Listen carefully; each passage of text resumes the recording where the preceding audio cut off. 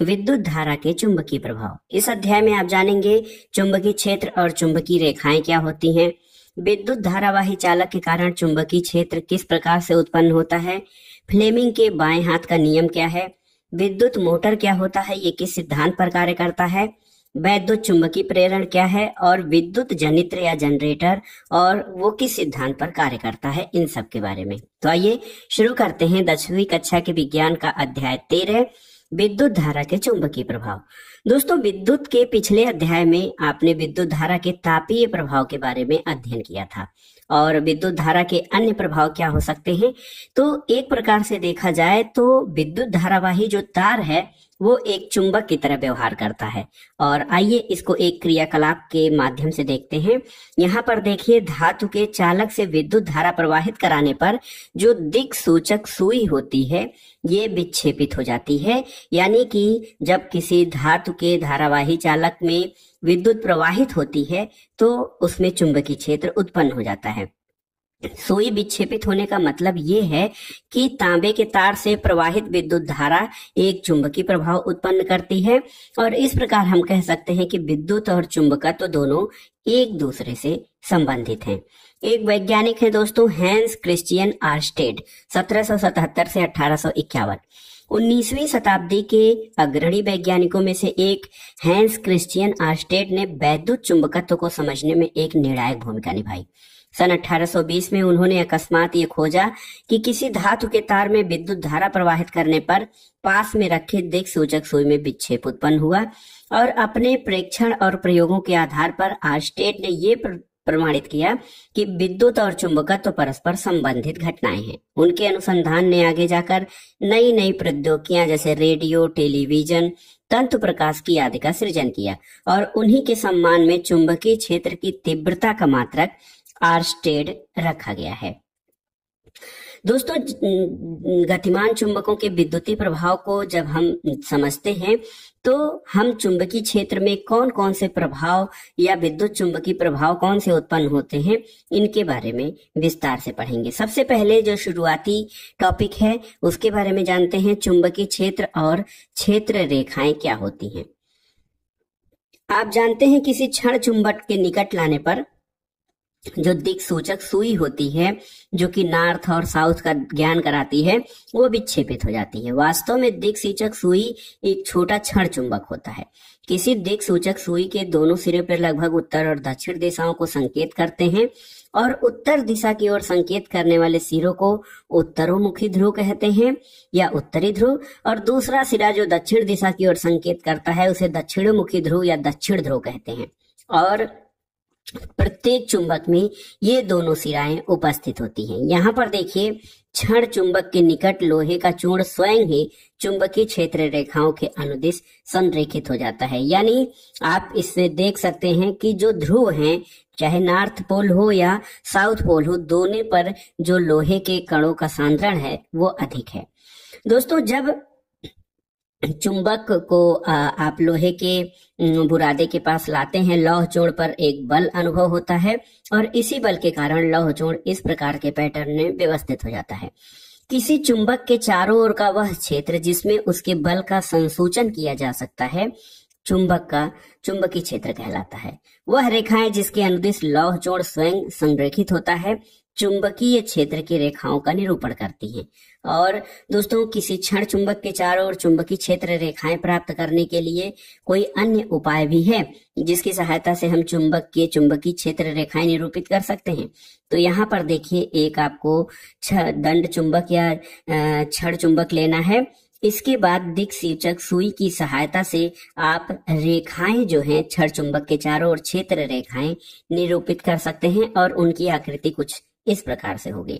दोस्तों, चुंबकीय क्षेत्र एक ऐसी राशि है जिसमें परिमाण और दिशा दोनों होते हैं, तो इसको क्या कहते हैं, सदिश राशि। चुंबकीय क्षेत्र को सदिश राशि कहा जाता है क्योंकि इसमें परिमाण और दिशा दोनों होती है। किसी चुंबकीय क्षेत्र की दिशा वो मानी जाती है जिसके अनुदिश दिक् सूचक सुई का उत्तरी ध्रुव उस क्षेत्र के भीतर गमन करता है।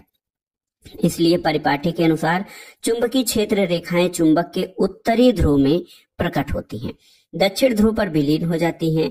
तो इस प्रकार से यहाँ पर देखिए ये जो नॉर्थ पोल है वहां से निकलती हैं और साउथ की ओर खत्म होती, नॉर्थ से निकल के साउथ पे खत्म होती हैं।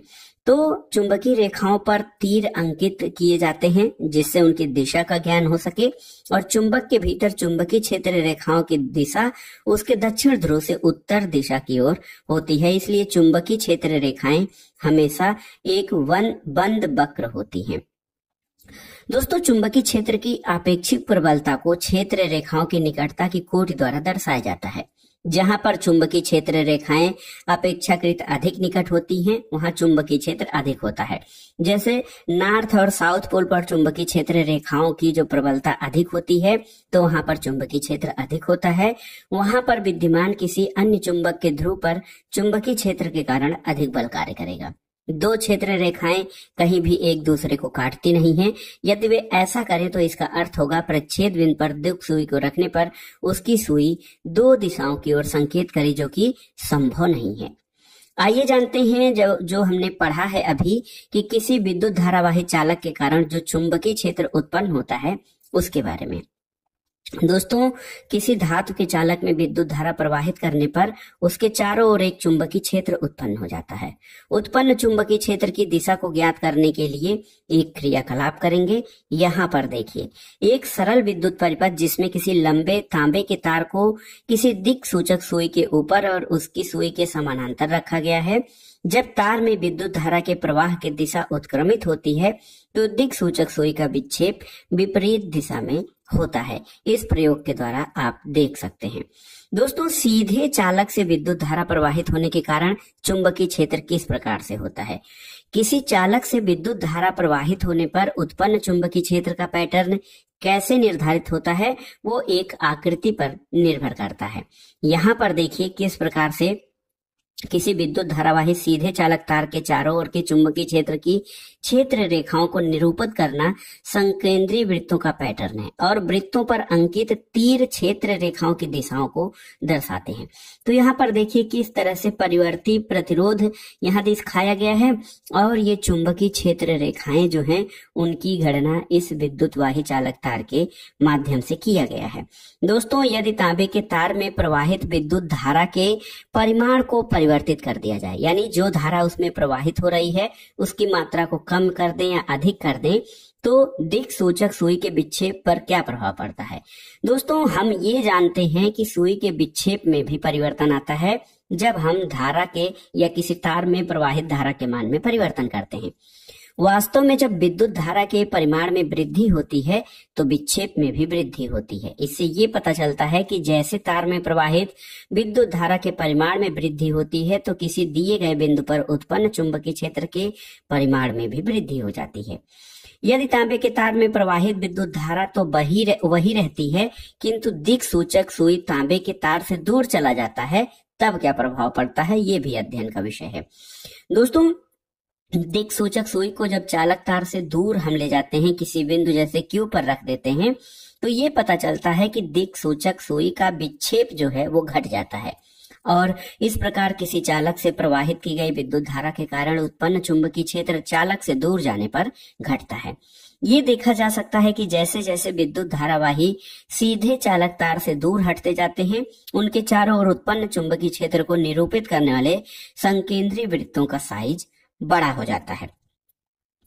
आइए देखते हैं दाहिने हाथ के अंगूठे का नियम। ये एक बहुत महत्वपूर्ण नियम है चुंबकीय या चुंबकों के अध्ययन में, विद्युत धारा के चुंबकीय प्रभाव में। दोस्तों, किसी विद्युत धारावाही चालक से संबद्ध चुंबकीय क्षेत्र की दिशा ज्ञात करने के लिए एक सुगम उपाय है और आप अपने दाहिने हाथ के विद्युत धारावाही चालक को इस प्रकार पकड़े हुए हैं कि आपका अंगूठा विद्युत धारा की दिशा की ओर संकेत करता है, तो आपकी अंगुलियां चालक के चारों ओर चुंबकीय क्षेत्र की रेखाओं को प्रदर्शित करेंगी। और देखिए ये जैसे दिखाया गया है, इसको दाहिने हाथ के अंगूठे का नियम कहते हैं। ये जब कोई विद्युत धारा चालक है, इसको जब आप पकड़ेंगे अंगूठा नीचे की ओर और अंगुलियां जब इधर जा रही हैं तो चुंबकीय क्षेत्र की दिशा भी इस प्रकार से बनेगी। दोस्तों एक प्रकार से देखा जाए तो ये जो दाहिने हाथ का नियम है, ये चुंबकीय क्षेत्र में धारा वाले बल और चुंबकीय क्षेत्र की दिशा को निर्धारित करने वाला जो है महत्वपूर्ण कारक है। विद्युत धारावाही वृत्ताकार पास के कारण चुंबकीय क्षेत्र किस प्रकार बनता है? हमने अभी तक सीधे विद्युत धारावाही चालक के कारण उसके चारों ओर उत्पन्न चुंबकीय क्षेत्र की पैटर्न रेखाओं को देखा है। मान लीजिए इस तार को मोड़कर एक वृत्ताकार लूप बना दिया जाए और फिर उसमें विद्युत धारा प्रवाहित किया जाए, तब उसके द्वारा चुंबकीय क्षेत्र कैसा होगा?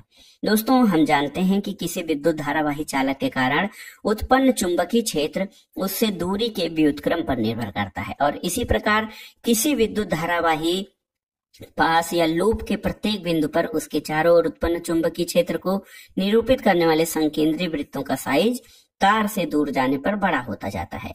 जैसे ही हम वृत्ताकार पास के केंद्र पर पहुंचते हैं, इन बृहद वृत्तों के चाप सरल रेखाओं जैसे परिवर्तित होने लगते हैं और विद्युत धारावाही तार के प्रत्येक बिंदु से उत्पन्न चुंबकीय रेखाएं पास के केंद्र पर सरल रेखा जैसी प्रतीत होने लगती हैं। और दाहिने हाथ के अंगूठे के नियम को लागू करके हम इस बात को आसानी से जांच सकते हैं कि तार का प्रत्येक भाग चुंबकीय क्षेत्र रेखाओं में योगदान देता है और लूप के भीतर सभी चुंबकीय क्षेत्र रेखाएं एक ही दिशा में होती हैं। यहाँ पर देखिए विद्युत धारावाही पास के कारण उत्पन्न चुंबकीय रेखाएं किस प्रकार से दर्शाई गई हैं। हम जानते हैं कि किसी विद्युत धारावाही तार के कारण किसी दिए हुए बिंदु पर उत्पन्न चुंबकीय क्षेत्र प्रवाहित विद्युत धारा पर अनुलोमतः निर्भर करता है। यदि हमारे पास n फेरों की कोई कुंडली हो तो उत्पन्न चुंबकीय क्षेत्र परिमाण में एकल फेरे द्वारा उत्पन्न चुंबकीय क्षेत्र की तुलना में n गुना अधिक प्रबल होगा। इसका कारण है कि प्रत्येक फेरे में विद्युत धारा के प्रवाह की दिशा समान है, इसलिए व्यष्टिगत फेरों के चुंबकीय क्षेत्र संयोजित हो जाते हैं। यहाँ पर देखिए धारावाही वृत्ताकार कुंडली द्वारा उत्पन्न चुंबकीय क्षेत्र किस प्रकार से होता है। आइए जानते हैं परिनालिका, एक ऐसी नली जिसमें आर पार, जैसे कोई परिनालिका ये होती है जिसमें आर पार आप देख सकें। तो पास लिपटे विद्युत रोधी तांबे के तार की बेलन की आकृति को अनेक फेरे वाली कुंडली को परिनालिका कहते हैं। ये परिनालिका होती है और किसी विद्युत धारावाही परिनालिका के कारण उसके चारों ओर जो चुंबकीय क्षेत्र रेखाओं का पैटर्न होता है, इसकी तुलना जब आप क्षण चुंबक के चुंबकीय रेखाओं के पैटर्न से करेंगे तो क्या अंतर आता है? वास्तव में जो परिनालिका होती है उसका एक सिरा उत्तरी ध्रुव और दूसरा सिरा दक्षिणी ध्रुव की तरह व्यवहार करता है। परिनालिका के भीतर चुंबकीय क्षेत्र रेखाएं समानांतर सरल रेखाओं की तरह होती हैं और ये निर्दिष्ट करता है कि किसी परिनालिका के भीतर सभी बिंदुओं पर चुंबकीय क्षेत्र समान होता है। इसलिए परिनालिका के भीतर एक समान चुंबकीय क्षेत्र होता है। परिनालिका के भीतर उत्पन्न प्रबल चुंबकीय क्षेत्र का उपयोग किसी चुंबकीय पदार्थ जैसे नर्म लोहे को परिनालिका के भीतर रखकर चुंबक बनाने में किया जाता है और इस प्रकार बने चुंबक को विद्युत चुंबक कहा जाता है। दोस्तों परिनालिका के अध्ययन के बाद आइए जानते हैं कि चुंबकीय क्षेत्र में किसी विद्युत धारावाही चालक पर किस प्रकार बल लगता है, ये जानना बहुत जरूरी है। तो इसके लिए आइए देखते हैं। दोस्तों हमने ये जाना है कि किसी चालक में प्रवाहित विद्युत धारा चुंबकीय क्षेत्र उत्पन्न करती है और इस प्रकार उत्पन्न चुंबकीय क्षेत्र इस चालक के निकट रखे गए देखा जाए तो चुंबक पर कोई बल आरोपित करता है। फ्रांसीसी वैज्ञानिक आंद्रे मेरी एम्पियर ने यह विचार प्रस्तुत किया कि चुंबक को भी विद्युत धारावाही चालक पर परिमाण में समान परंतु दिशा में विपरीत बल आरोपित करना चाहिए। किसी विद्युत धारावाही चालक पर चुंबकीय क्षेत्र के कारण लगने वाले बल को आइए एक क्रियाकलाप द्वारा देखें। तो यहाँ पर देखिए विद्युत धारावाही छड़ ए बी अपनी लंबाई और चुंबकीय क्षेत्र के लंबवत एक बल का अनुभव करती है और सरलता के लिए चुंबक की टेक नहीं दर्शाई गई है। तो दोस्तों ये जो क्रियाकलाप है इसमें छड़ के विस्थापन से हमें ये संकेत मिलता है कि चुंबकीय क्षेत्र में रखने पर एल्यूमिनियम की विद्युत धारावाही छड़ पर एक बल आरोपित होता है और ये भी संकेत मिलता है कि चालक में प्रवाहित जो विद्युत धारा है उसकी दिशा उत्क्रमित करने पर बल की दिशा भी उत्क्रमित हो जाती है। और अब चुंबक के ध्रुवों को परस्पर बदलकर चुंबकीय क्षेत्र की दिशा ऊर्ध्वाधर अधोमुखी कीजिए। एक बार पुनः ये दिखाई देता है कि विद्युत धारावाही छड़ पर आरोपित बल की दिशा उत्क्रमित हो जाती है। इससे ये प्रदर्शित होता है कि चालक पर आरोपित बल की दिशा विद्युत धारा की दिशा और चुंबकीय क्षेत्र की दिशा दोनों पर निर्भर करता है।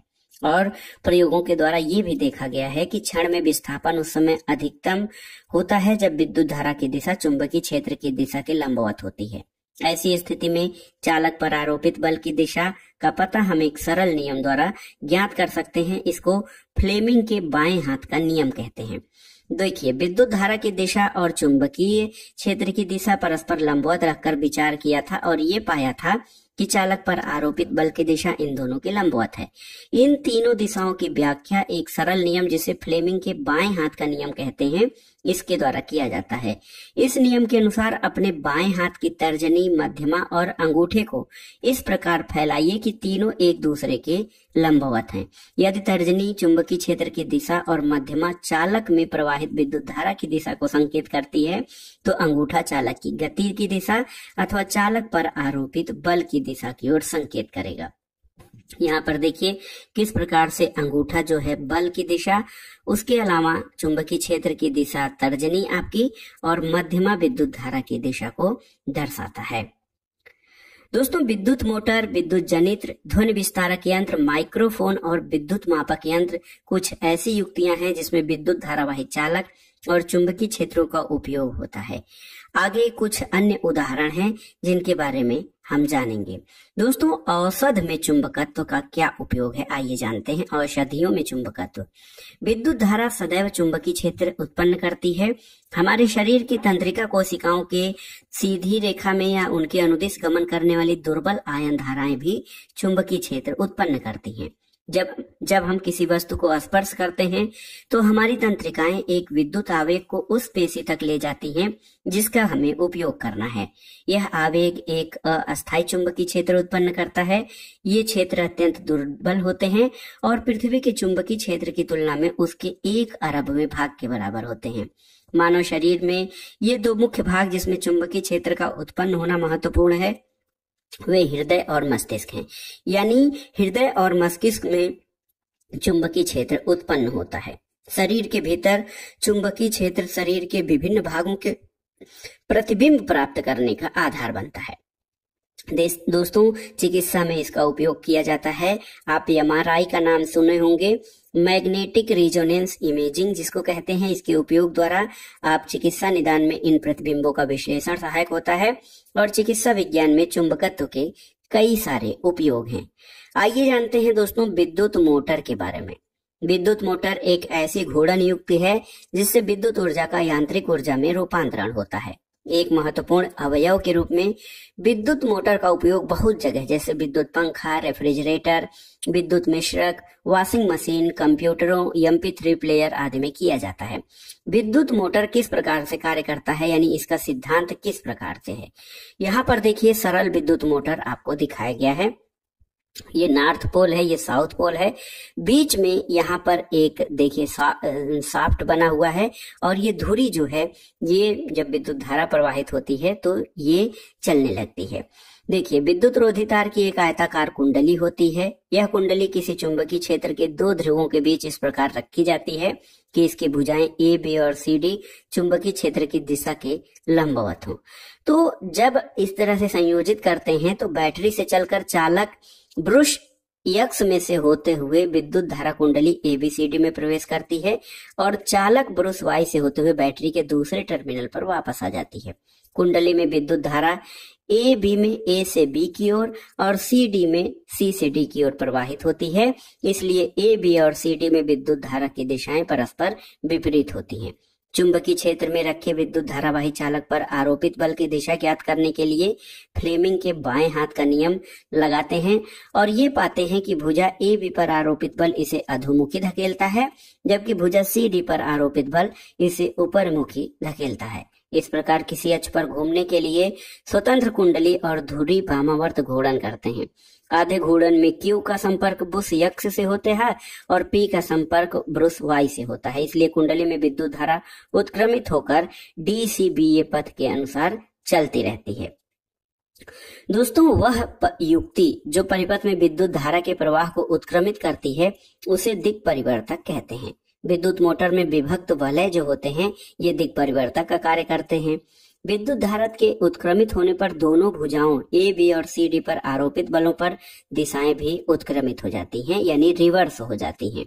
और इस प्रकार कुंडली की भुजा ए, बी जो पहले नीचे की ओर धकेली गई थी अब ऊपर की ओर धकेली जाती है, और कुंडली की सी, डी की भुजा जो पहले ऊपर धकेली गई थी अब नीचे की ओर धकेली गई जाती है। तो इससे क्या होता है कि जब आधे घूर्णन के बाद विद्युत धारा उत्क्रमित होने का क्रम दोहराता है, उसके फलस्वरूप कुंडली और धुरी का निरंतर घूर्णन होता रहता है। दोस्तों, विद्युत मोटर का उपयोग व्यावसायिक मोटरों में अस्थायी चुंबकों के स्थान पर विद्युत चुंबक का प्रयोग किया जाता है। विद्युत धारावाही कुंडली में फेरों की संख्या अधिक होती है। कुंडली नर्म क्रोड लोहे पर लपेटी जाती है और वह नर्म क्रोड लोह क्रोड जिस पर कुंडली को लपेटा जाता है और कुंडली दोनों मिलकर आर्मेचर कहलाता है।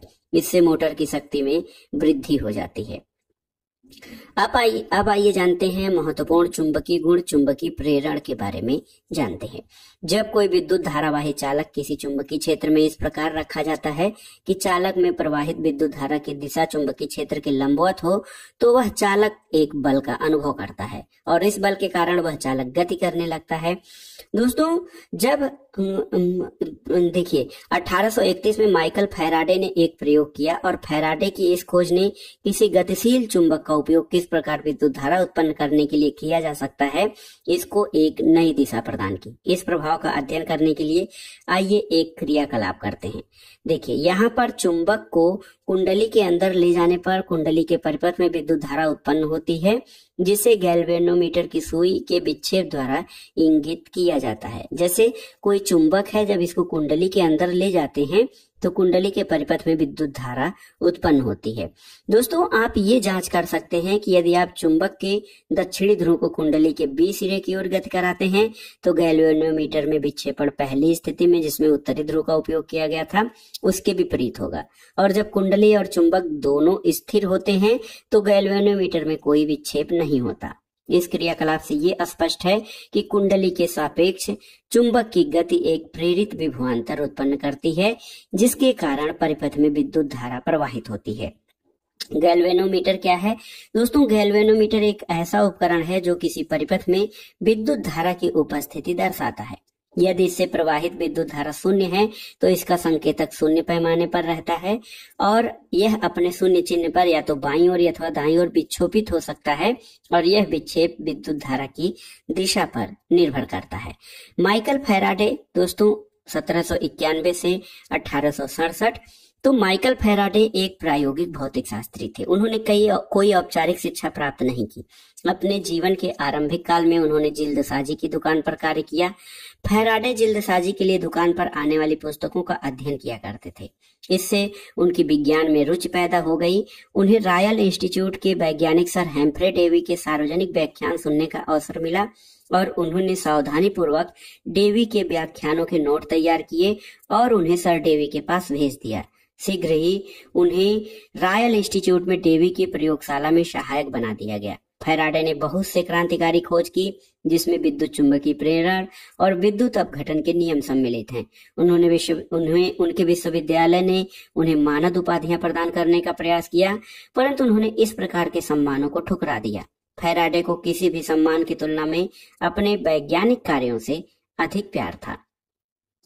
दोस्तों, यहाँ पर देखिए कि किस प्रकार से कुंडली 1 और कुंडली 2 में विद्युत धारा प्रवाहित करने पर कुंडली 2 में विद्युत धारा प्रेरित होती है।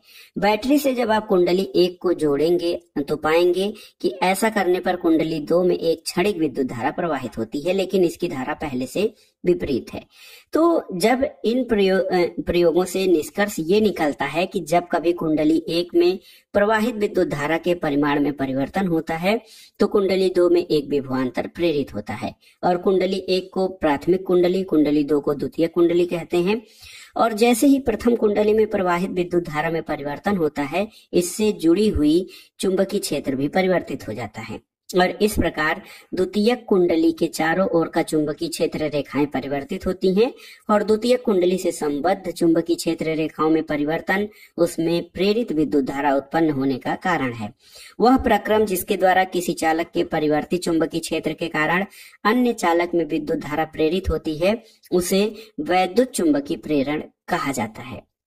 व्यवहार में हम किसी कुंडली में प्रेरित विद्युत धारा को या तो चुंबकीय क्षेत्र से गति कराकर या उसके चारों ओर के चुंबकीय क्षेत्र को परिवर्तित करके उत्पन्न करते हैं। दोस्तों, अधिकांश परिस्थितियों में चुंबकीय क्षेत्र में कुंडली को गति कराकर प्रेरित विद्युत धारा उत्पन्न करना अधिक सुविधाजनक होता है। जब कुंडली की गति की दिशा चुंबकीय क्षेत्र की दिशा के लंबवत होती है तो कुंडली में उत्पन्न प्रेरित विद्युत धारा अधिकतम होती है, और इस स्थिति में प्रेरित विद्युत धारा की दिशा ज्ञात करने के लिए हम एक सरल नियम का उपयोग कर सकते हैं। इस नियम के अनुसार अपने दाहिने हाथ की तर्जनी मध्यमा अंगूठे को इस प्रकार फैलाना है कि ये तीनों एक दूसरे के परस्पर लंबवत रहें। यदि तर्जनी चुंबकीय क्षेत्र की दिशा की ओर संकेत करती है और अंगूठा चालक की गति की दिशा की ओर संकेत करता है तो मध्यमा चालक में प्रेरित विद्युत धारा की दिशा प्रदर्शित करती है, और इस सरल नियम को फ्लेमिंग के दाहिने हाथ का नियम कहते हैं। विद्युत मोटर और विद्युत चुंबकीय प्रेरण के बाद आइए जानते हैं विद्युत जनित्र क्या होता है। दोस्तों, वैद्युत चुंबकीय प्रेरण की परिघटना पर आधारित जिन प्रयोगों का हमने ऊपर अध्ययन किया उनके प्रेरित धारा का परिणाम बहुत कम होता है, और इस सिद्धांत का उपयोग घरों और उद्योगों के लिए अधिक परिमाण की विद्युत धारा उत्पन्न करने में किया जाता है। विद्युत जनित्र में यांत्रिक ऊर्जा का उपयोग चुंबकीय क्षेत्र में रखे किसी चालक को घोड़ी गति प्रदान करने में किया जाता है, और जिसके फलस्वरूप विद्युत धारा उत्पन्न करती होती है। यहाँ पर देखिए किस तरह से विद्युत जनित्र का संरचना दिखाया गया है और कैसे इनके बीच जो है एक क्षण चुंबक को या एक शिफ्ट को घुमाया जाता है। धुरी को यांत्रिक रूप से बाहर से जब घुमाया जाता है तो दोनों ब्रशों के बाहरी सिरे बाहरी परिपथ में विद्युत धारा के प्रवाह दर्शाते हैं। तो इसके प्रयोग को छोड़ के जब आप इसकी सिद्धांत को देखते हैं तो अर्ध घूर्णन के पश्चात क्या स्थिति होती है, आधा भाग में परिवर्तन होता है, प्रेरित विद्युत धारा की दिशा परिवर्तित होती है और देखिए प्रेरित विद्युत धारा प्रवाहित होती है।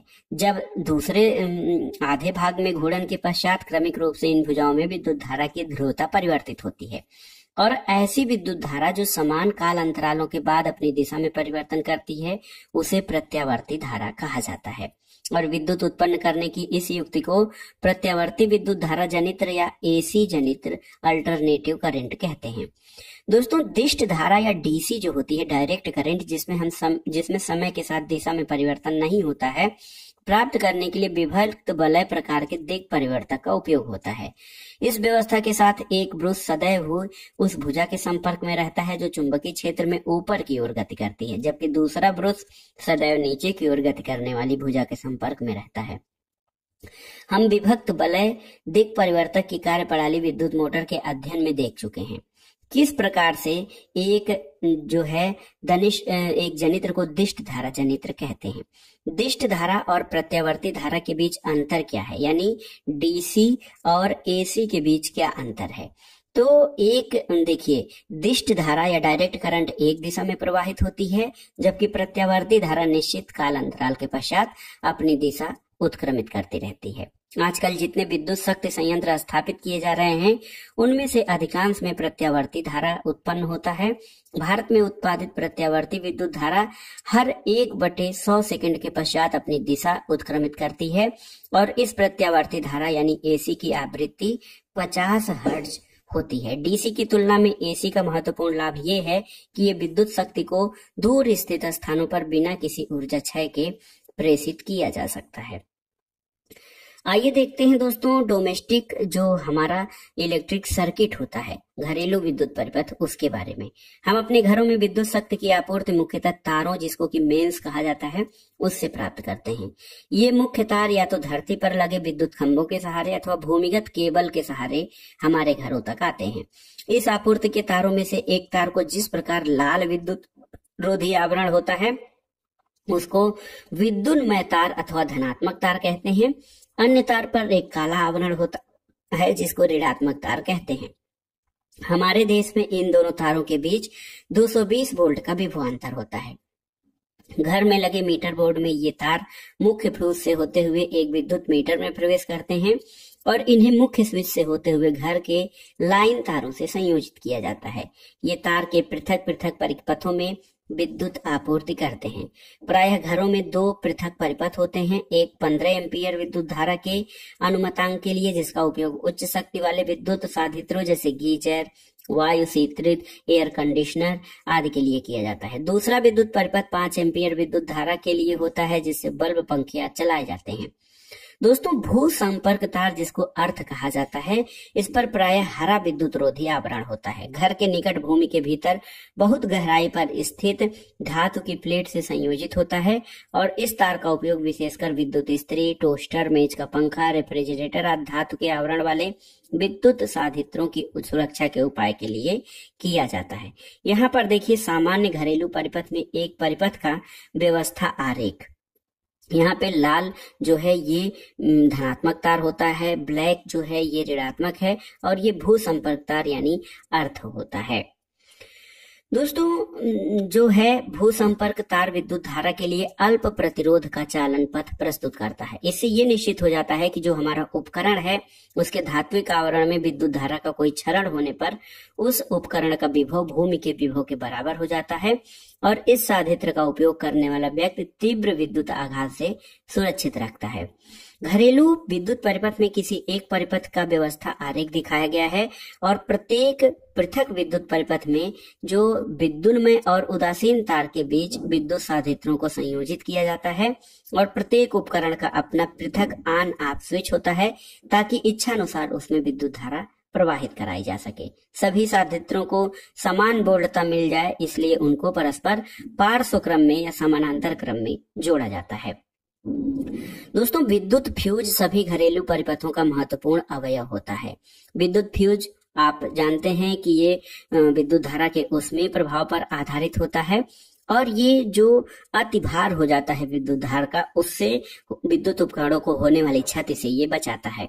जब पॉजिटिव और निगेटिव दोनों तार सीधे संपर्क में आते हैं तो अत्यधिक भार हो सकता है। ये होता है जब तारों का विद्युत रोधन क्षतिग्रस्त हो जाता है अथवा साधित्र में कोई दोष होता है। ऐसी स्थिति में कोई सर्किट में विद्युत धारा अकस्मात बहुत अधिक हो जाती है, जिसको कि शॉर्ट सर्किट या लघु पतन कहा जाता है। विद्युत फ्यूज का उपयोग करके विद्युत परिपथ और विद्युत साधित्र को अवांछनीय उच्च विद्युत धारा के प्रवाह को समाप्त किया जा सकता है और संभावित क्षति से बचा जा सकता है।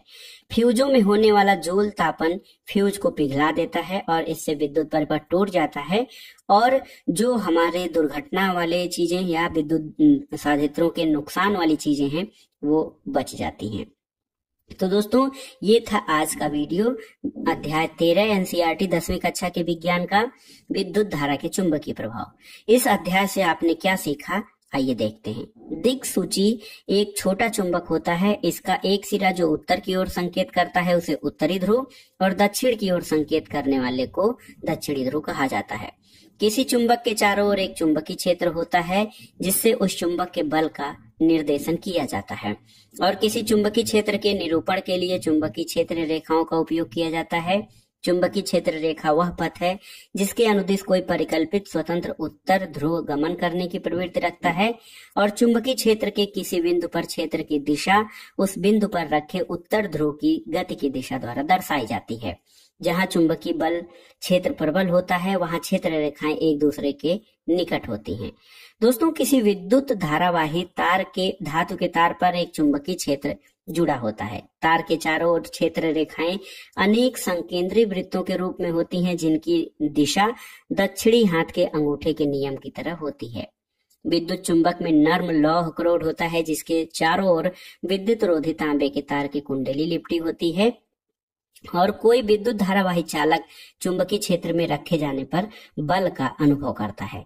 दोस्तों, विद्युत चुंबकीय प्रेरण ऐसी परिघटना है जिसमें किसी कुंडली में जो किसी ऐसे क्षेत्र में स्थित है जहां समय के साथ चुंबकीय क्षेत्र बदलता है, एक प्रेरित विद्युत धारा उत्पन्न होती है। चुंबकीय क्षेत्र में परिवर्तन किसी चुंबक और उसके पास स्थित किसी कुंडली के बीच आपेक्षिक गति के कारण हो सकता है। यदि कुंडली किसी विद्युत धारावाही चालक के निकट रखी है तो कुंडली से संबद्ध चुंबकीय क्षेत्र या तो चालक से प्रवाहित होकर विद्युत धारा में अंतर के कारण हो सकता है अथवा चालक और कुंडली के बीच आपेक्षिक गति के कारण हो सकता है।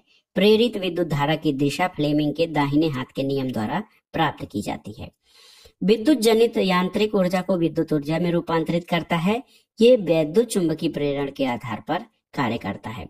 दोस्तों, हम अपने घरों में प्रत्यावर्ती विद्युत शक्ति 220 वोल्ट पर प्राप्त करते हैं जिसकी आवृत्ति 50 हर्ट्ज होती है। और विद्युत परिपथों में शॉर्ट सर्किट अथवा लघुपथन अथवा अति भारण के कारण होने वाली हानि से सुरक्षा सबसे महत्वपूर्ण युक्ति फ्यूज है। और फ्यूज जो है कम गलनांक का जो है तार होता है। जब अतिभारण होता है या शॉर्ट सर्किट होता है तो ये गल जाता है और विद्युत परिपथ टूट जाता है, जिससे हमारे उपकरण जलने से बच जाते हैं। तो दोस्तों, ये था आज का वीडियो 10वीं कक्षा के एनसीईआरटी का अध्याय 13 विद्युत धारा की चुंबकीय प्रभाव। वीडियो आपको कैसा लगा हमें कमेंट बॉक्स में जरूर बताइएगा। वीडियो को लाइक करें, शेयर करें और इस चैनल मार्गदर्शन फॉर सिविल सर्विसेज को सब्सक्राइब करें। वीडियो देखने के लिए धन्यवाद दोस्तों। नमस्कार।